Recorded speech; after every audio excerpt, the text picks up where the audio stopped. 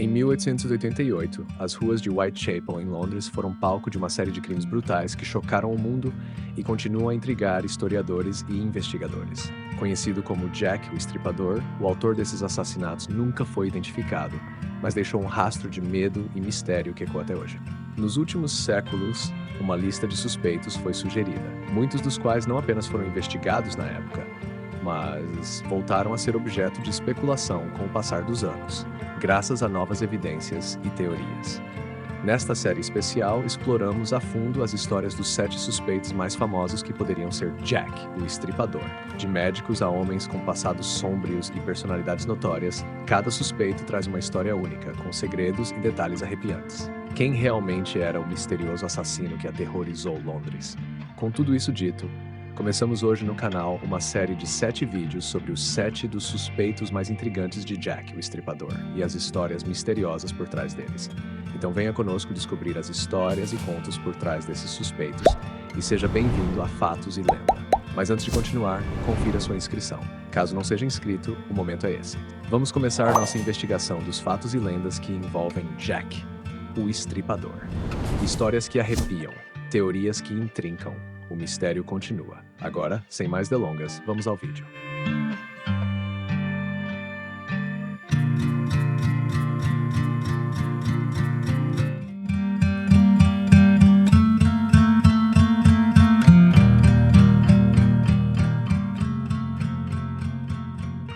Montague John Druitt nasceu em 1857 e cresceu privilegiado.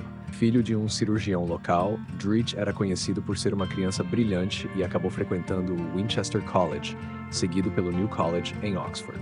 Além de ser academicamente talentoso, Druitt também era talentoso em praticar esportes, especialmente cricket. Depois de terminar a escola em 1880, ele decidiu seguir a carreira de advogado, tornando-se advogado em Londres por volta de 1885.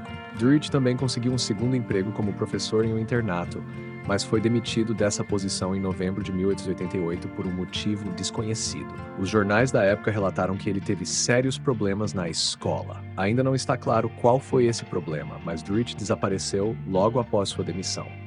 Cerca de um mês depois, em dezembro de 1888, seu cadáver foi encontrado flutuando no rio Tâmisa. Acreditava-se que ele havia morrido por suicídio. Por que ele é um dos suspeitos de Jack, o Estripador?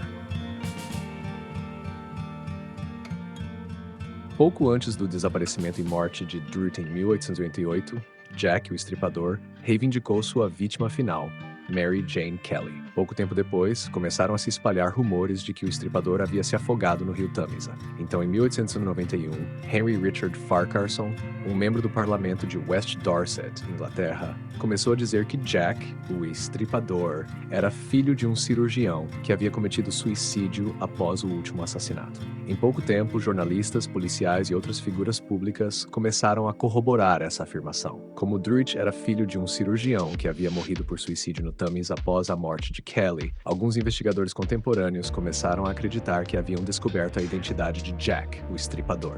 O chefe assistente da polícia, Sir Melville Macnaghten, chegou a nomear Druitt como um dos suspeitos mais prováveis dos assassinatos de Whitechapel em suas memórias particulares em 1894.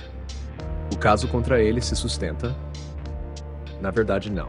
Embora muitas pessoas da época parecessem ter suspeitado genuinamente de Druitt, há pouco mais do que vagas evidências circunstanciais ligando-o aos assassinatos.